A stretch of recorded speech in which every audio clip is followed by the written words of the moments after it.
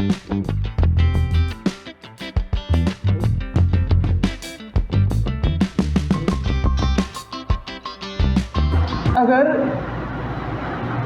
यहाँ से एक वेव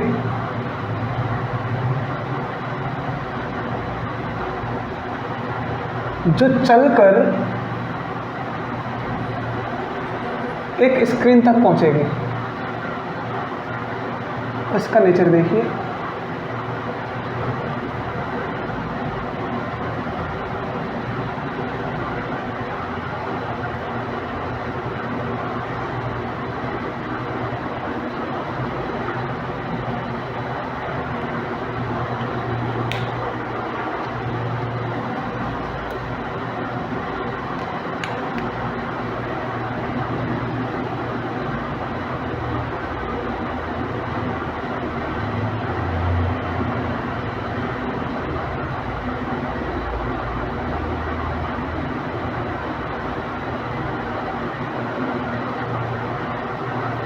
ठीक है, अगर यहाँ पर हम एक स्क्रीन मान लें,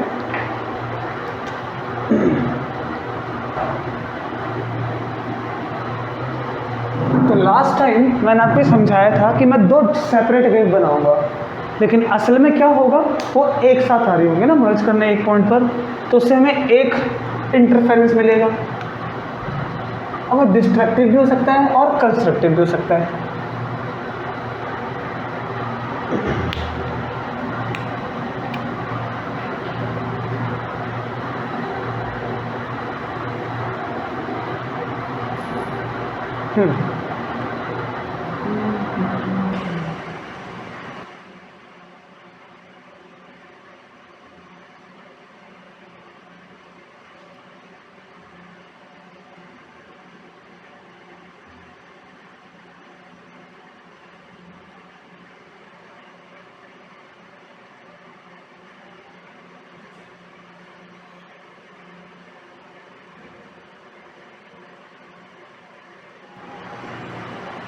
ओके, अब इसके वेव डायग्राम सब बनाते हैं ना।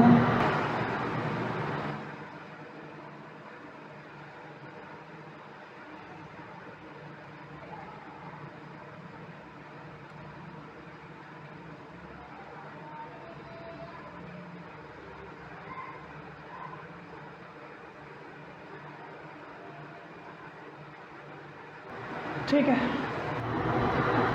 ये जो वेव हमने बनाई ये कंस्ट्रक्टिव है कि डिस्ट्रक्टिव है, इस बात का हम पता करेंगे कैसे। तो आंसर है कि कंस्ट्रक्टिव वेव या कंस्ट्रक्टिव इंटरफेरेंस होने के लिए या फिर कंस्ट्रक्टिव सुपरपोजिशन होने के लिए एक वेव का क्रेस्ट दूसरे वेव के क्रेस्ट के नीचे होना चाहिए। तो यहाँ देखो, यहाँ पर क्रेस्ट के नीचे क्रेस्ट, ट्रफ के नीचे ट्रफ, क्रेस्ट के नीचे क्रेस्ट, ट्रफ के नीचे ट्रफ और क्रेस्ट के नीचे क्रेस्ट। तो ये जो इंटरफेरेंस होगा वो कौन सा होगा, कंस्ट्रक्टिव इंटरफेरेंस या फिर कंस्ट्रक्टिव सुपरपोजिशन।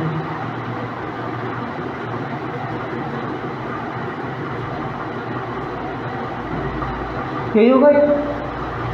ओके, अब इसके लिए जो कैरेक्टरिस्टिक है, जो रिक्वायरमेंट है वो क्या क्या है। तो number 1, we need coherent sources.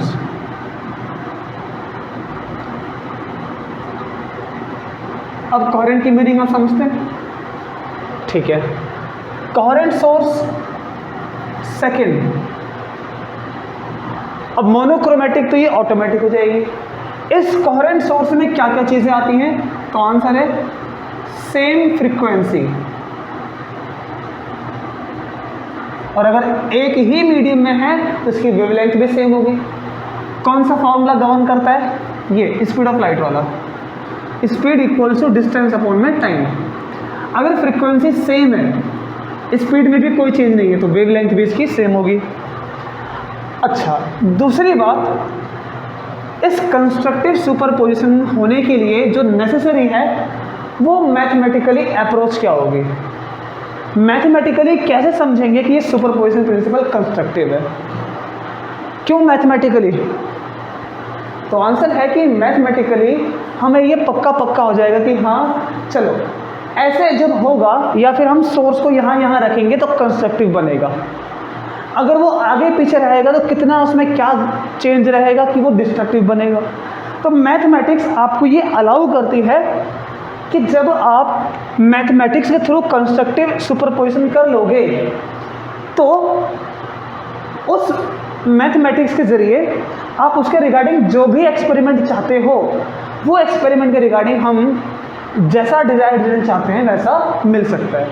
फिर से हमने इसी इंटरफेरेंस वाले फिनोमेना को अर्थ की स्पीड नापने के लिए यूज़ किया था।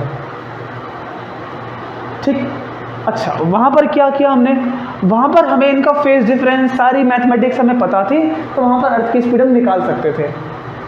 तो इसलिए मैथमेटिक्स में इसको समझना ज़रूरी है। पहला क्या समझेंगे इसमें, तो आंसर है फेज डिफरेंस। अच्छा, फेज डिफरेंस आने से पहले एक बात सुनिए,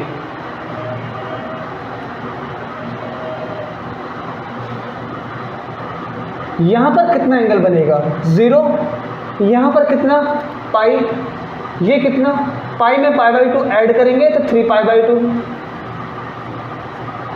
ये कितना होगा सबसे टॉप वाला π/2, ये कितना होगा 2π, है ना, 0 π/2 पाई 3π/2 2π, ये चलेगा इसमें केस। अब यहाँ से लेकर के यहाँ तक क्या होता है, तो आंसर है 1 वेवलेंथ। तो एक वेवलेंथ में हमारे पास कितने फेज होते हैं, तो आप कहोगे 2π। सही है कि अगर हम लैम्डा मीटर वेव जाएंगे चल के तो लैम्डा मीटर में जो फेज डिफरेंस, जो फेज कवर होगा वो होगा 2π रेडियन, 2π का फेज कवर होगा, ये पक्का है। तो ये कांस्टेंट है कि हर लैम्डा मीटर में 2π का फेज कवर होगा। यहाँ से यहाँ तक ये 4π और यहाँ से लेकर के यहाँ तक कितनी वेव, यहाँ पर भी एक वेव। अच्छा, इसको और इसको देखिए, ये पाई है, ये भी कितना पाई, इन दोनों का डिफरेंस बताओ कितना है, तो आप कहोगे कि पाई माइनस पाई 0, ये 2π तो ये भी कितना 2π। अब इनका बताओ फेज डिफरेंस कितना है 0, ये 4π तो ये भी कितना है 4π, इनका फेज डिफरेंस बताओ कितना 0। तो वेव कितनी भी आगे जाए या कितनी भी पीछे जाए एक चीज पक्की है, वो क्या,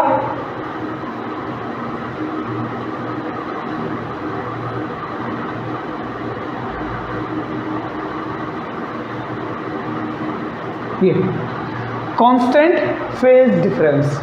तो उनका फेज डिफरेंस हमेशा क्या होना चाहिए, कांस्टेंट। ये बात बहुत ज़रूरी है कि फेज डिफरेंस कांस्टेंट होगा तो ही जाके कौन सी वेव बनेगी, ये कंसिस्टेंट वेव। ठीक, अच्छा तो कितना कितना फेज डिफरेंस है इस बात को ध्यान से समझिए। अभी कितना फेज डिफरेंस है, so you will say it is 0। अच्छा, उसके बाद अब मुझे बताना, मैं इसके एक वेव को गायब करूंगा यहां से यहां पर,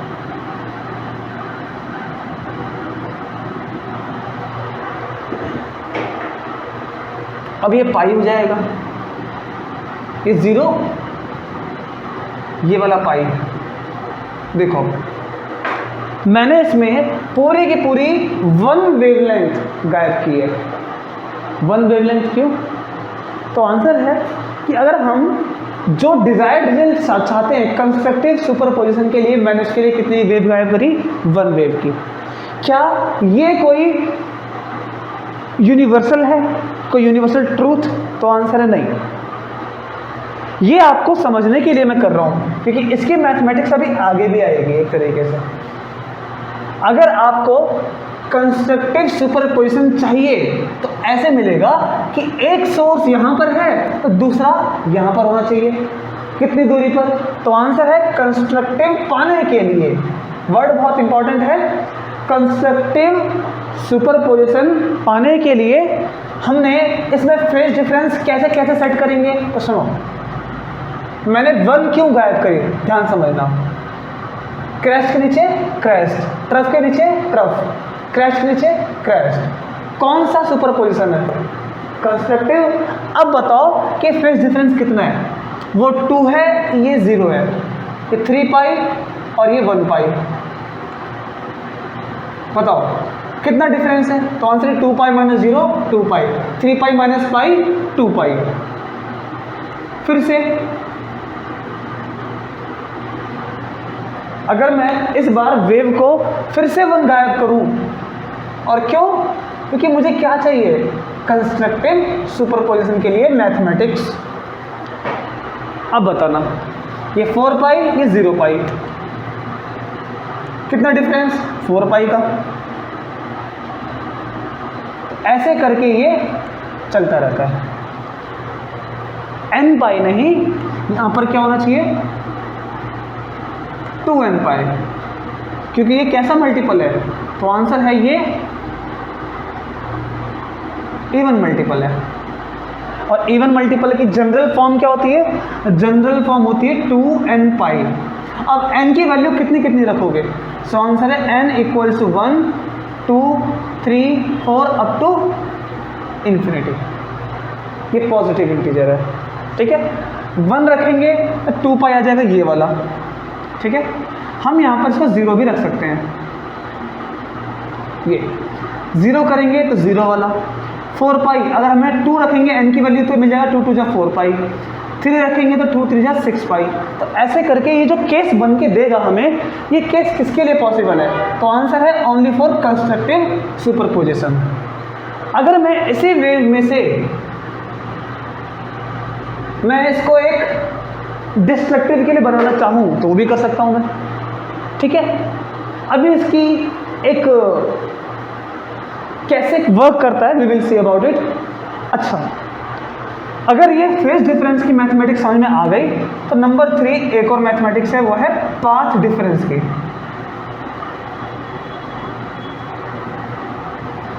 ये पाथ डिफरेंस कितना होगा, तो आंसर है कि 0 के लिए 0, लैम्डा यहाँ पर लैम्डा यहाँ पर भी होगा, वेव जब बनेगी तो ऐसे करके,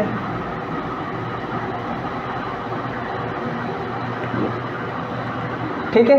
अगर मैं यहाँ से पूरी गायब कर दूँ, ये है यहाँ से यहाँ तक लैम्डा, ये कितनी है 0, ये कितनी है यहाँ से यहाँ तक 2 लैम्डा, ये कितनी है यहाँ पर 1 लैम्डा। बताओ दोनों का difference, lambda minus 0 lambda, 2 lambda minus lambda lambda, तो लैम्डा। फिर से गायब करते हैं इसको पूरा, ये 0 हो जाएगा। अब 2 लैम्डा माइनस 0 2 लैम्डा। तो कैसे चल रहा है ये चल रहा है इस तरह से, ये ऑड भी नहीं है इवन भी नहीं है, ये कंसेक्यूटिव काउंटिंग है। तो इसका जनरल फॉर्मूला ये हो गया, और इसमें n की वैल्यू क्या है, वही 0 1 2 3 से लेकर इन्फिनिटी। तो फेज डिफरेंस और पाथ डिफरेंस ये हमें अच्छे से पता होना चाहिए। इसी की मैथमेटिक्स से हम आगे बहुत सारा काम करने वाले हैं। अब ये वर्क कैसे करता है तो ध्यान से समझिएगा ना। जो पाए है लैम्डा से वो पीछे नहीं आएगा, जैसे जहाँ पे पाए लिखा है ये 1 लैम्डा पूरा एक वेव के लिए, कंसेक्यूटिव डिस्टेंस बिटवीन 2 ट्रफ या फिर 2 क्रैश या फिर 2 स्टार्टिंग पॉइंट का। फिर यहाँ से यहाँ तक ये भी 1 लैम्डा, यहाँ से यहाँ पर हाफ लैम्डा होता है ना। अच्छा, ये वर्क कैसे करती है,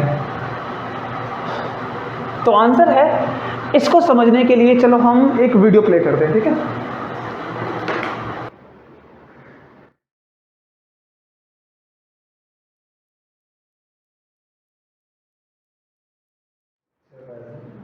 आवाज़ नहीं आ रही है, ठीक है। सो ये जो सोर्स है इसके बारे में बताता हूँ मैं, ठीक है आपको।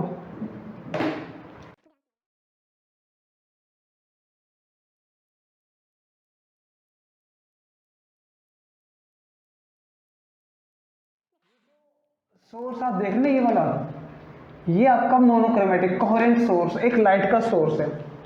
यहाँ पर ये जो बीच में है ये है बीम स्प्लिटर, जिसने बीम को दो पार्ट में डिवाइड किया, एक इधर और एक इधर, ठीक। और जो इधर और इधर रखे गए हैं ये हैं रिफ्लेक्टेड मिरर्स, जो उस बीम को रिफ्लेक्ट करते हैं। अब जब यहाँ से वेव आएगी तो क्या होगा, जब यहाँ से वेव रिटर्न होगी और यहाँ से भी रिटर्न होगी तो ये एक इस बीम स्प्लिटर से होते हुए स्क्रीन पर डायरेक्ट आएंगी। उसको बीम स्प्लिटर या फिर पार्शियली रिफ्लेक्टेड मिरर कह सकते हो। तो ये बीम स्प्लिटर या फिर पार्शियली रिफ्लेक्टेड मिरर, इससे लाइट इधर जाती है, फिर इधर जाती है, वापस रिफ्लेक्ट होकर इधर और इधर रिसीव होती है और यहाँ से इस स्क्रीन पर। अब यहाँ पर जब वेव आएगी तो कैसा नेचर है, तो आंसर है ये भी और ये भी, दोनों की दोनों वेव कैसी है, कोहेरेंट, क्योंकि इसमें एक ही वेव को दो पार्ट में अलग अलग डिवाइड किया है ना। तो कोहेरेंट सोर्स बनाने का ये भी एक तरीका है कि एक बीम स्प्लिटर ले लो, उससे लाइट को दो पार्ट में डिवाइड कर लो, करने के बाद ये दोनों बन गए कोहेरेंट, क्योंकि इनकी फ्रीक्वेंसी सेम होगी, क्योंकि ये एक ही सोर्स को लाइट में दो भागों में बांट दिया। जब ये रिसीव होके वापस आएंगे तो इनसे क्या मिलेगा, कंस्ट्रक्टिव इंटरफेरेंस या फिर डिस्ट्रक्टिव इंटरफेरेंस। अच्छा, अब जब ये रिटर्न होके वापस आएंगे स्क्रीन पर, कंस्ट्रक्टिव मिलेगा कि डिस्ट्रक्टिव, इट डिपेंड्स कि हमने उनका फेज डिफरेंस और पाथ डिफरेंस कितना कितना लिया हुआ है। अगर फेज डिफरेंस और पाथ डिफरेंस इनमें हमें चेंज लेकर आना है तो हम इस वेव को या इस वेव को थोड़ा सा आगे पीछे कर देंगे। कैसा बिहेव करेगी इसको मैं इस वीडियो के बाद आराम से बताऊंगा, ठीक है। ओके, लेट्स सी, ध्यान से देखना वो कैसे काम करेगी।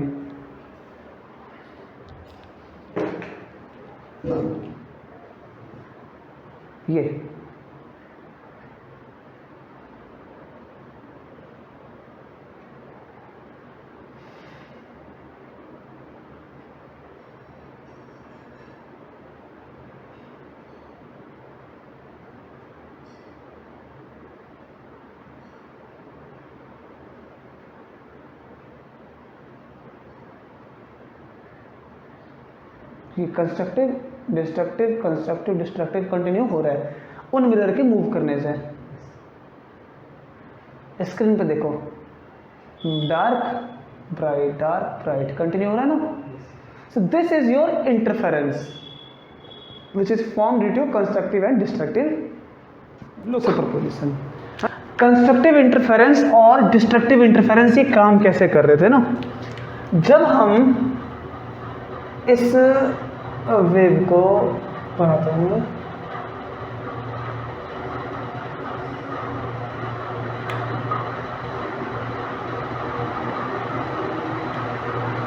यहां पर जब हम इसको आगे ले जाएंगे धीरे धीरे तो क्या होगा, तो आंसर है अगर इसको इतना आगे ले गए तो ऐसे में ये कंटिन्यू आपका कैसा रहेगा, ये कंटिन्यू रहेगा आपका कंस्ट्रक्टिव, क्योंकि जिस पार्ट पे ये है उस पार्ट पे ये भी है। लेकिन अगर मैं सोर्स को इधर या उधर कर दूं, आगे पीछे कर दूंगा, तो ऐसे में क्या होगा, अगर एक वेव मेरे पास सिग्नल लेके ऐसे पहुंच रही है तो दूसरी वेव के साथ क्या होगा, ध्यान समझना। सोर्स को आगे या पीछे करने से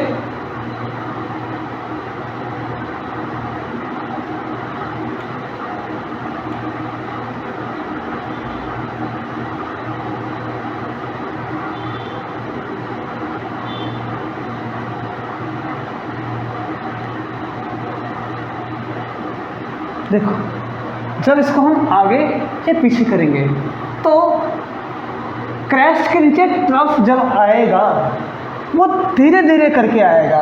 ये क्रैस्ट है, ट्रफ नीचे आ रहा है। जब मैक्सिमम क्रैस्ट ट्रफ के नीचे आ जाएगा तब कंप्लीट डार्कनेस, यस और नो, तब कंप्लीट डार्कनेस होगी। लेकिन जब ये धीरे धीरे करके आएगा तो इंटेंसिटी धीरे धीरे करके डिम होती जाएगी। जब एकदम नीचे आएगा तब कंप्लीट डार्क, जो उसमें भी हो रहा था। जब दो वेव आपस में एक दूसरे से मिल रही थी आगे पीछे होकर, तो वो ऐसे चल के आ रही थी, है ना।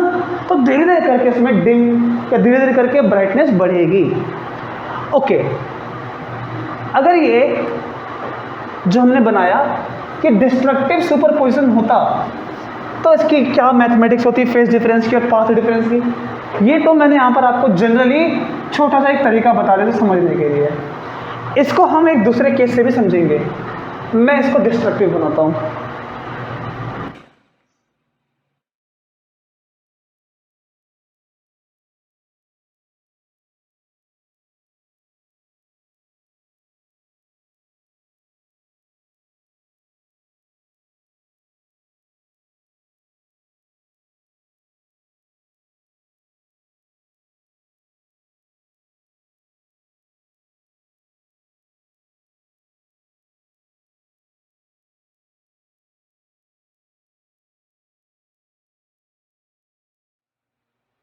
डिस्ट्रक्टिव की कुछ पिक्चर ऐसी रहेगी जिसमें जो नेचर हमें समझना है वो कैसा है।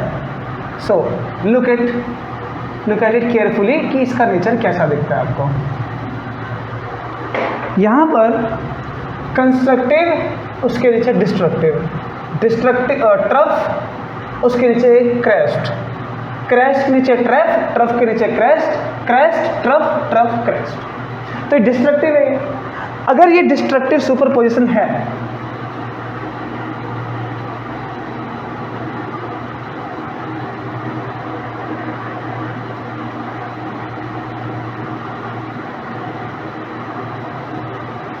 तो इसकी मैथमेटिक्स क्या कहती है, इसका फेज डिफरेंस कितना होगा, this is first we have to no.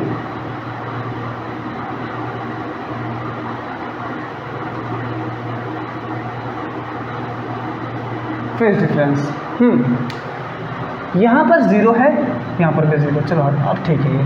इसके बाद यहाँ पर पाई है, ठीक है। हाँ, एक चीज़ फिर से देखो एक बार, अब ठीक। चलिए यहाँ से यहाँ पर 1 वेवलेंथ गायब करेंगे तो क्या होगा, लेट्स सी।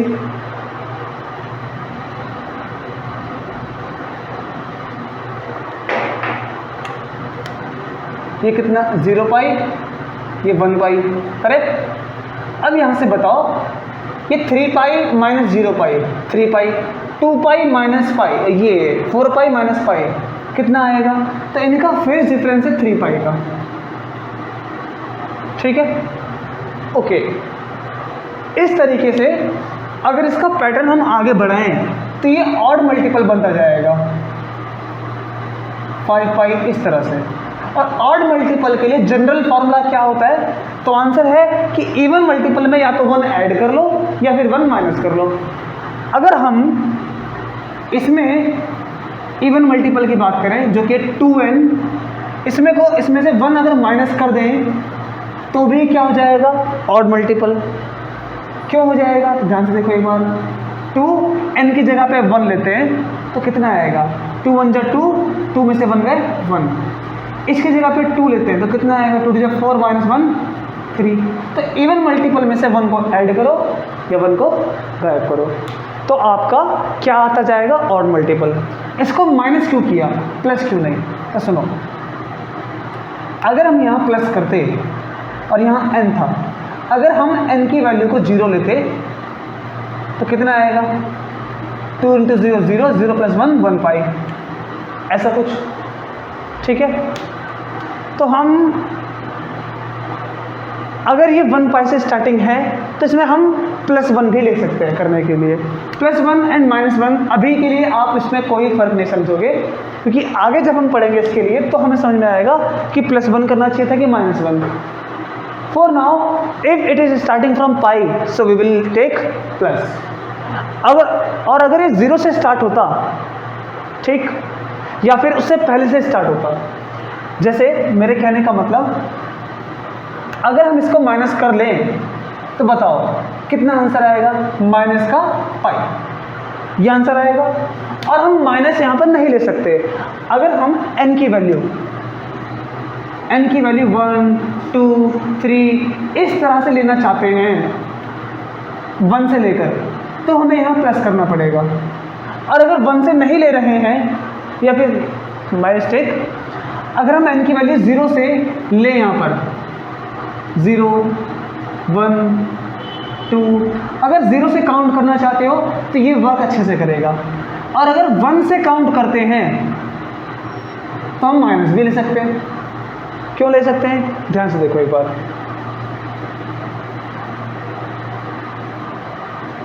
ठीक है, इसको लेते हैं पहले। प्लस के लिए ये वाला था, 0 रखेंगे तो कितना आएगा 1 पाई, 1 रखेंगे तो 2 1 जा 2, 2 + 1 3 पाई, 2 रखेंगे तो 5 पाई। ऐसे काम करेगा। अगर 1 से लेते हैं तो क्या होगा, इस वाले में 1 इसके लिए था, तो बताओ 1 रखेंगे 2 1 जा 2, 2 - 1 1 पाई, 2 रखेंगे 2 2 जा 4, 4 - 1 3 पाई। समझ रहे हो आप बात। तो हमें n की वैल्यू हम कहाँ से ले रहे हैं, इससे भी फर्क पड़ता है कि प्लस है कि minus. So if I decide to take the value of n from 0, so I will choose this 2n + 1 pi. Now tell me, अगर 2 पाई के फेज डिफरेंस में लैम्डा मीटर की वेवलेंथ होती है तो 1 पाई में कितनी होगी। इसको 1 बनाने के लिए 2 से यहाँ भी डिवाइड और 2 से यहाँ भी डिवाइड, तो पाई में कितना आ जाएगा, ये λ/2। तो पाथ डिफरेंस, और ये दोनों कांस्टेंट होंगे तभी जाके कंस्ट्रक्टिव या डिस्ट्रक्टिव बन पाएगा। तो पाई में λ/2 का फेज पाथ डिफरेंस। अच्छा, अगर मुझे 3 पाई बनाना है तो इसमें 3 को मल्टीप्लाई कर लो, तो यहाँ भी 3 से मल्टीप्लाई करें, तो ये हो जाएगा 3½ λ, 3½ फिर 3½ लैम्डा। नेक्स्ट 5 से मल्टीप्लाई करेंगे तो 5 यहाँ भी आ जाएगा और 5 यहाँ भी आ जाएगा, सो 5½ लैम्डा। तो इस तरह से ये कंटिन्यू चलता जाएगा। इसके वर्क करने का पैटर्न कैसा है, तो आंसर है ऊपर ऑड मल्टीपल है, नीचे 2 2 2 सब में सेम है। ठीक है, तो 2n + 1 λ/2। देखो 2 यहाँ से कॉमन आ गया और ये ऑड मल्टीपल है, इसलिए ऑड। और किसका मल्टीपल है, lambda lambda lambda lambda. Same कौन है, 2 2 बाहर आ गया। और यहाँ पर n की वैल्यू कहाँ से लेंगे हम, 0 1 2 3 4, और ये दिमाग में आया ना कि डिस्ट्रक्टिव के लिए यहाँ पर ऑड मल्टीपल चलता है और यहाँ पर इवन मल्टीपल।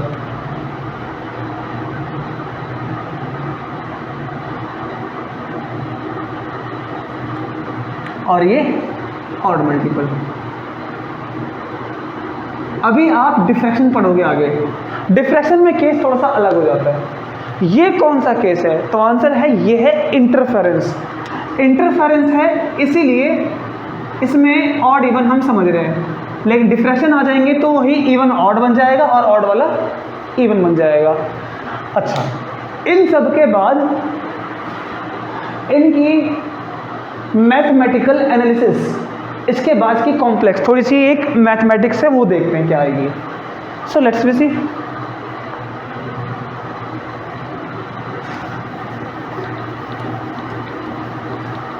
अब वो मैथमेटिक्स आपको पक्का कर देगी कि हाँ, ये जो हमने लिखा था जनरल फॉर्मूला, इसके थ्रू की वेव को आगे पीछे करो, वो करेक्ट है।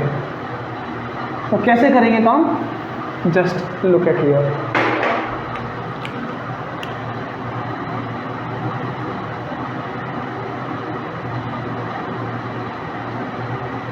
मैथमेटिकल एनालिसिस, ठीक। अब किसी भी स्क्रीन पर जब ये वेव पहुंचेंगी तो हो सकता है कभी ये फुल डिस्प्लेसमेंट लेके पहुंचे, या हो सकता है कि ये वाला पार्ट पहुंचे, यहाँ पर पहुंचेगा ना, कुछ टाइम के बाद ये वाला पार्ट भी आएगा, कुछ टाइम के बाद ये भी पहले भी आ सकता है, फिर से ये यहाँ से स्टार्टिंग होगी। किसी टाइम t = 0 पे मान लो ये पहुँचती है स्क्रीन पर, उसके बाद जब वेव आगे बढ़ती जाएगी फिर ये वाला पार्ट पहुँचेगा, फिर ये वाला पहुँचेगा, फिर ये वाला पहुँचेगा, फिर ये वाला पहुँचेगा, इस तरह से कंटिन्यू वेव पहुँचेगी। और अगर हम यहाँ से समझें तो पहले ये वाला पार्ट, फिर ये, फिर ये, फिर ये, फिर ये, फिर ये, फिर ये, क्योंकि वेव ऐसे आगे बढ़ती जा रही है। तो ये पार्ट खत्म, ये पार्ट भी पहुंच गया, फिर ये पार्ट पहुंचेगा, फिर ये पार्ट, फिर ये पार्ट, फिर ये पार्ट, फिर ये पार्ट। हाँ कि ना। तो क्या हो रहा है, तो ऐसे में जो वेव मैक्सिमम ये वाली डिस्प्लेसमेंट है, मैक्सिमम कौन सी डिस्प्लेसमेंट, ये वाली, ये। अच्छा, ये तो पहुंचेगी ही, साथ में ये वाली भी पहुंचेगी, साथ में ये वाली डिस्टेंस भी पहुंचेगी, साथ में ये वाली डिस्प्लेसमेंट भी पहुंचेगी, साथ में ये वाली भी पहुंचेगी। तो सारी डिस्प्लेसमेंट एक एक करके पहुंचेंगे। इसीलिए इसका जनरली हम मान सकते हैं कि late y1 be the displacement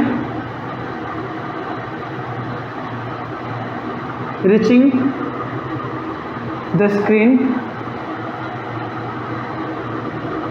of first beam। अगर y डिस्प्लेसमेंट है तो y के लिए इक्वेशन क्या होती है, विनो y1 इक्वल्स टू एक अपना एम्पलीट्यूड a1 साइन भी ले सकते हैं और कॉस भी, करेक्ट होगा ऐसे।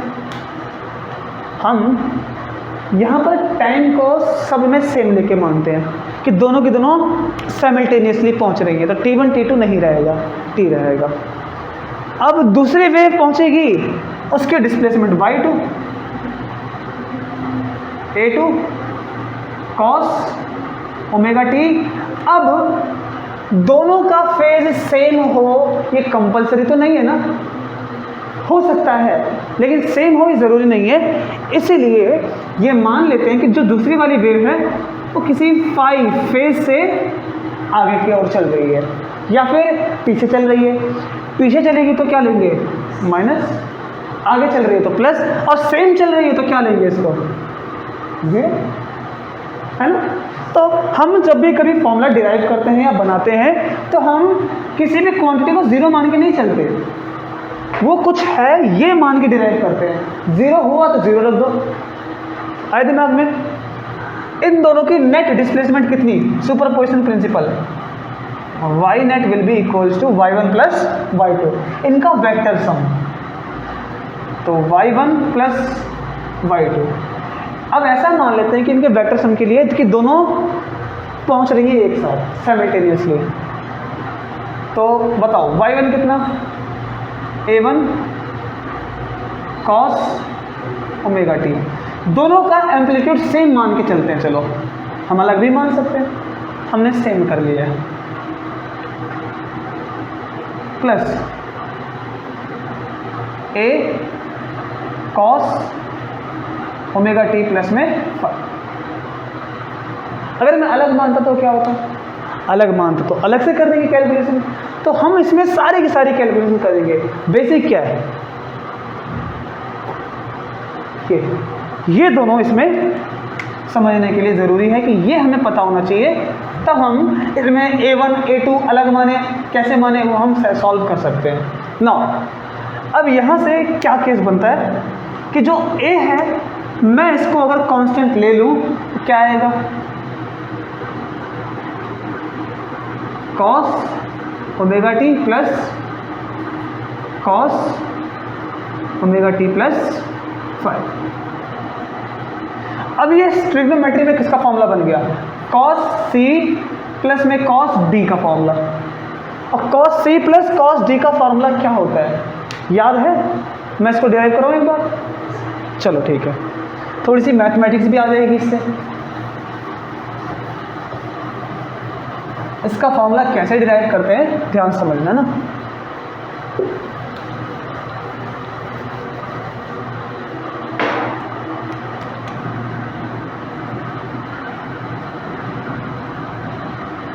ये इसको डिराइव करने के लिए पहले हम एक असम्पशन मानते हैं कि let a plus b equals c और a minus b equals to d. तो वहां पर वैल्यू पुट कर लेते हैं, cos c की जगह पे a plus B plus d की जगह पे a माइनस बी। फॉर्मूला बताओ क्या बनेगा, cos a cos b minus sine a sine b। ये तो हो गया cos a प्लस b का formula. Next cos a minus b का कॉस ए कॉस बी, हाँ plus sine A sine B. No ये और ये तो कैंसिल, क्योंकि एक माइनस में एक प्लस में, तो क्या आ गया, ये आ जाएगा 2 कॉस ए कॉस बी। अब यहाँ से हमें ए और बी की वैल्यू चाहिए सी और डी की टर्म में, बहुत आसानी से निकाल सकते हैं। इनको अगर हम ऐड कर दें तो क्या होगा, ये हो जाएगा 2a और वो हो जाएगा c प्लस डी। ए की वैल्यू बोलो c प्लस डी बाई 2, ये 2 यहाँ था डिवाइड में आ गया। इसी तरह से b की वैल्यू निकाल सकते हैं, तो a की वैल्यू कितनी आ गई, मैं लिखता हूँ 2 कॉस a की value c plus D by 2 multiply cos b। अगर हम इसी को माइनस कर दें तो क्या होगा, हाँ ये माइनस ये प्लस, वो कैंसिल, b और b 2b हो जाएगा, और ये c माइनस डी और b की वैल्यू आ गई c minus D by 2, so cos c minus D by 2 ये बन जाएगा। अब यहाँ पर पहचानो a कौन है और b कौन है, तो सॉल्व करते हैं इसको आगे।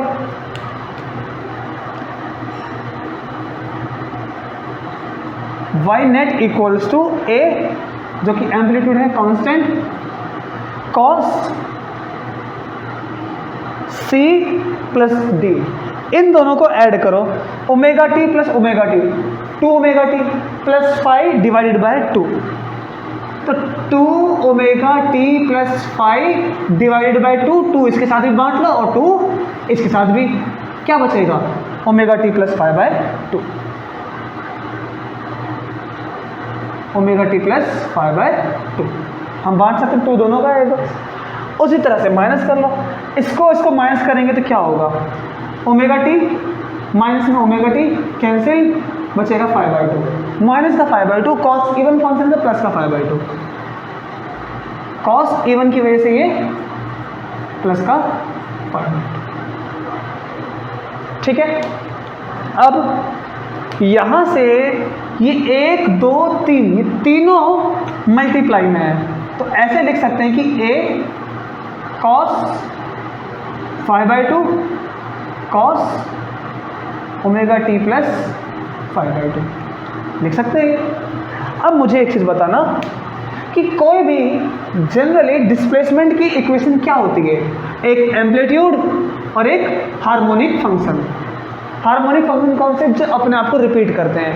साइन कॉस की वैल्यू कैसी वैल्यू होती है, जो अपने आप को एक इंटरवल पे पहले बढ़ाती हैं, फिर 0, फिर नीचे, फिर 0, फिर बढ़ाती हैं, फिर ऐसे करके ये कंटिन्यू रिपीट करती हैं। साइन और थीटा की वैल्यू, कॉस थीटा की वैल्यू, है ना। तो ये क्या है, एक कांस्टेंट हार्मोनिक फंक्शन। तो ये एक हार्मोनिक वेव है। कैसे है, देखो ध्यान से, ये क्या है, एक कांस्टेंट। ये कांस्टेंट कौन होता है, ये जो कांस्टेंट हमें मिला ये कौन होता है, एम्पलीट्यूड। कांस्टेंट क्यों है, क्योंकि जो वेव हम पढ़ रहे हैं, कंस्ट्रक्टिव हो या डिस्ट्रक्टिव हो, उसमें एक चीज़ पक्की होती है, वो क्या होती है, फेज डिफरेंस ऑलवेज कांस्टेंट। अभी हमने सीखा था कि फेज डिफरेंस कांस्टेंट होता है, तभी जाकर क्या बनेगा, कंस्ट्रक्टिव सुपरपोजिशन या फिर डिस्ट्रक्टिव।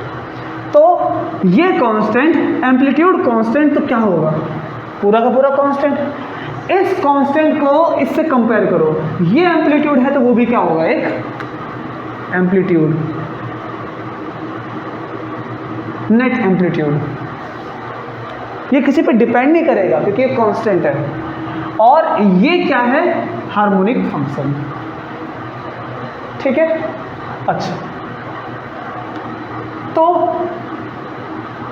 ये इक्वेशन किसकी आ गई, नेट डिस्प्लेसमेंट की। मैं एक रिजल्ट और निकाल सकता हूं यहां से, सुनो वो क्या होता है। वी नो कि intensity directly proportional on the square of the amplitude. अगर डायरेक्टली प्रोपोर्शनल का साइन हटाते हैं तो क्या मिलता है, कांस्टेंट ए स्क्वायर मिलता है। चलो यहां से देखो, अगर मैं यहाँ से समझना चाहूँ तो मुझे समझ में आ रहा है कि पहले जो इंटेंसिटी है वो क्या थी, ए का स्क्वायर। ये मैंने ए लिया है, वो भी मैंने ए लिया है समझने के लिए।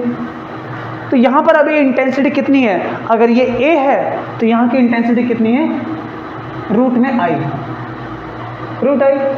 या फिर अगर इसको स्क्वायर में समझे तो वो आई। तो पहले जो चमक आ रही है वो कैसी आ रही है, आई इंटेंसिटी वाली।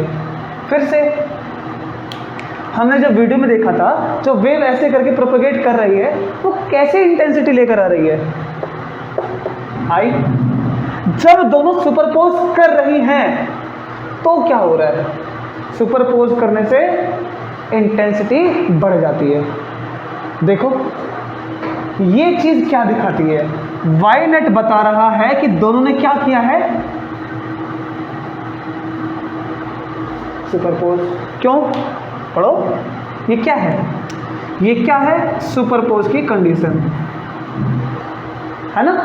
तो यहां पर रिजल्ट देखना समझना, अगर ये सुपरपोज है तो इंटेंसिटी कितनी है, तो यहां पर इंटेंसिटी मिल जाएगी हमें ए,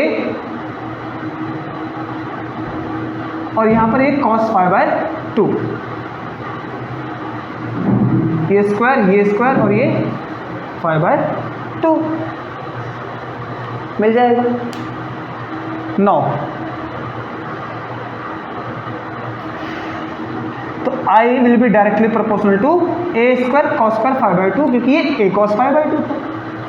इस रिजल्ट से बताओ मैक्सिमम इंटेंसिटी कब मिलेगी, जो कि मैं यहां करने जा रहा हूं।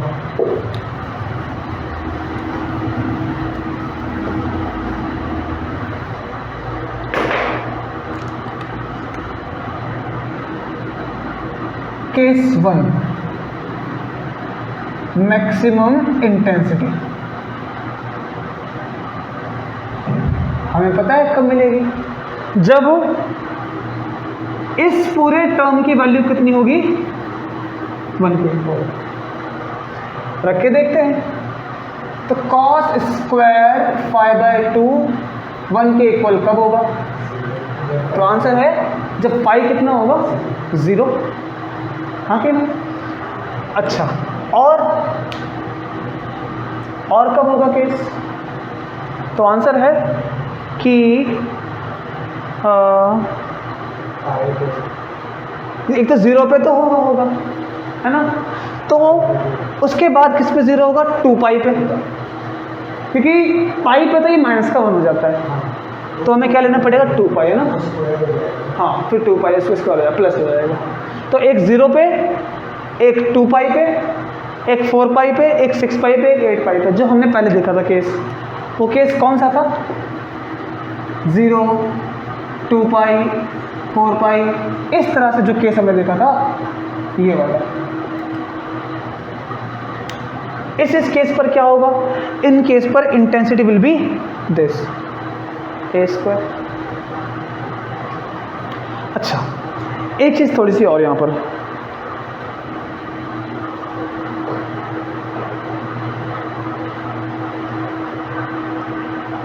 ये जो हमें रिजल्ट मिल रहा है, जहां पर हमने इनके एम्पलीट्यूड को कॉमन लिया, इसको सॉल्व किया, so we got this cos c + d/2 into cos c - d/2, correct. लेकिन एक चीज हमने मिस कर दी, वो क्या, फॉर्मूले में 2 भी मल्टीप्लाई करके आता है, हाँ कि ना। 2 cos c + d/2 इंटू में 2 cos c - d/2, हाँ 0 पाई, अभी मैं बताता हूँ उसका ना। ये 2 हमने मिस कर दिया था, सो 2 का स्क्वायर कितना होगा, तो intensity maximum will be equals to any constant 4 times a², हाँ कि ना। अब मुझे इन दोनों का रिजल्ट कंपेयर करके बताओ, यहाँ पर इंटेंसिटी कितनी आ रही है, तो अगर एम्पलीट्यूड a कर लें तो इंटेंसिटी इतनी आ रही है, और अगर इसको भी हम सॉल्व कर लें तो कितनी इंटेंसिटी आएगी। तो यहाँ पर देखो जरा फिर से,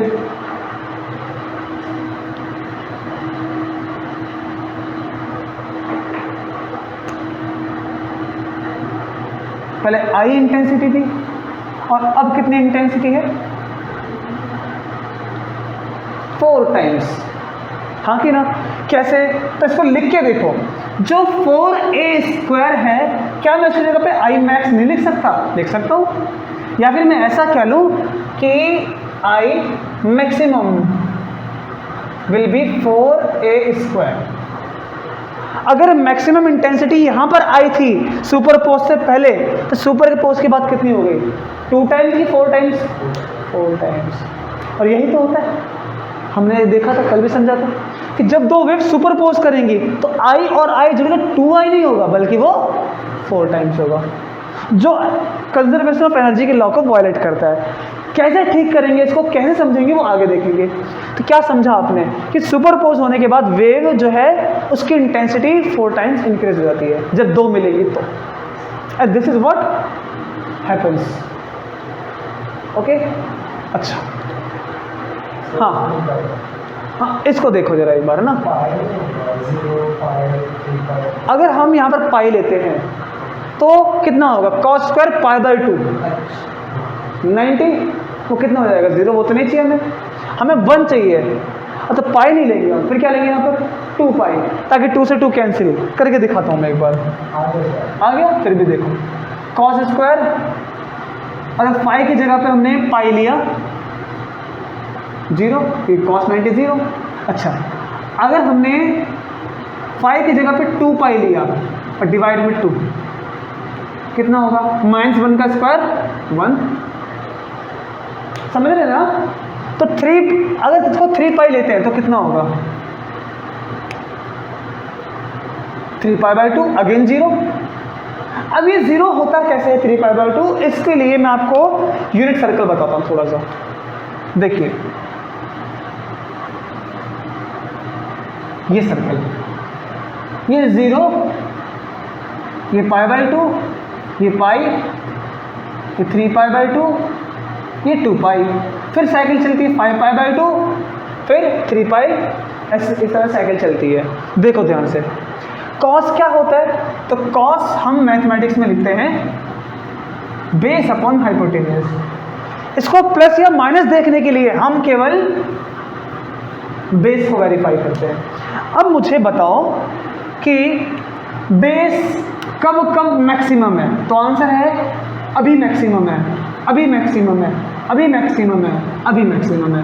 बेस ये लाइन होती है। मिनिमम कब है? तो 0 होती है यहाँ पर। जब ये यहाँ जाएगी तो बेस 0, जब ये यहाँ आएगी तो बेस 0। समझ रहे हो ना?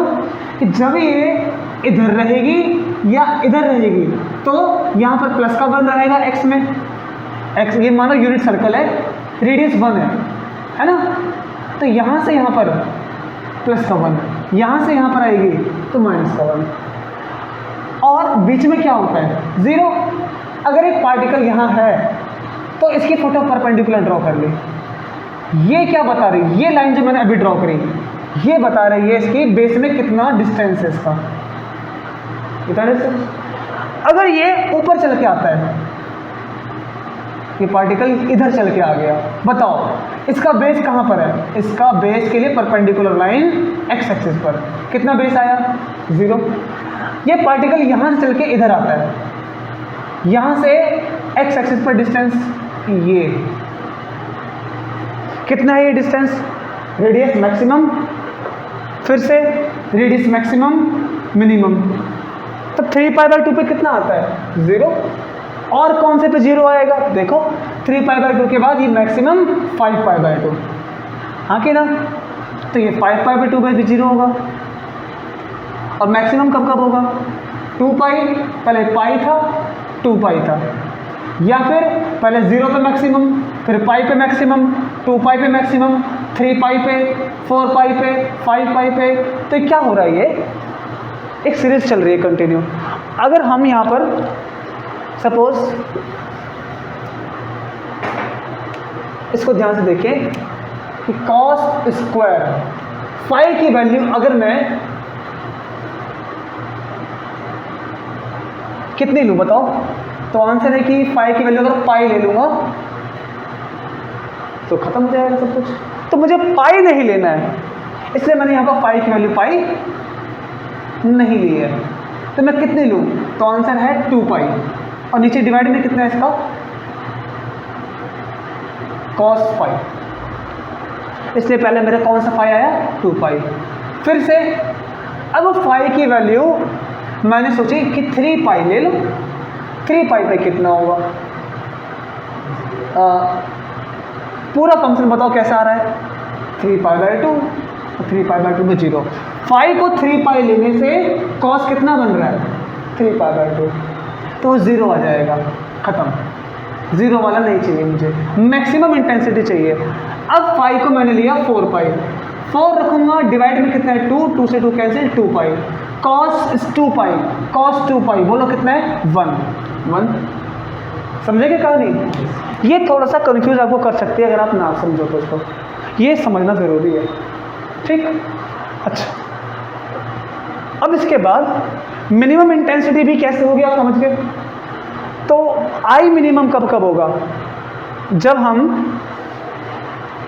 क्या क्या वैल्यू लेंगे? क्या अब मुझे बताना, अगर मैं आई मिनिमम चाहता हूं, मतलब डार्कनेस, तो cos स्क्वायर 5/2 है। क्या इस फाई की वैल्यू को मैं 0 लूँ? अगर मैंने 0 ली तो बताओ कितना होगा? हाँ, ये मैक्सिमम हो जाएगा। cos 0 1 होता है कि 0.0, तो मैं फाई की वैल्यू 0 नहीं ले सकता। इसीलिए डिस्ट्रक्टिव में मैंने कहाँ से स्टार्ट किया था बनाना? याद होगा, पाई से, है ना? तो मैं यहाँ पर क्या लूँ? फाई की वैल्यू पाई। अगर पाई रखूँगा तो डिवाइड में 2 है, cos 90 0। उसके बाद कितना लूँगा मैं? 3 पाई, 2 भी 0। तो इसीलिए डिस्ट्रक्टिव में क्या चल रहा था? वो ऑड मल्टीपल। और कहाँ से स्टार्टिंग थी इसकी? पाई से। ओके, और कंस्ट्रक्टिव में कहाँ से स्टार्टिंग है? 0 फिर 2 पाई। ये बहुत ही बारीक सा डिफरेंस है जिसको हमको दिमाग में रखना है। ये आपको हेल्प करेगा कॉलेज में भी, जब आप बीएससी वगैरह करना चाहते हो तो भी हेल्प करेगा ये, इसलिए इसमें मैंने आपको कंप्लीट इन्फॉर्मेशन समझा दी है। इसको दिमाग में रखना, भूल जाओगे तो करके देखना, ठीक है? ओके।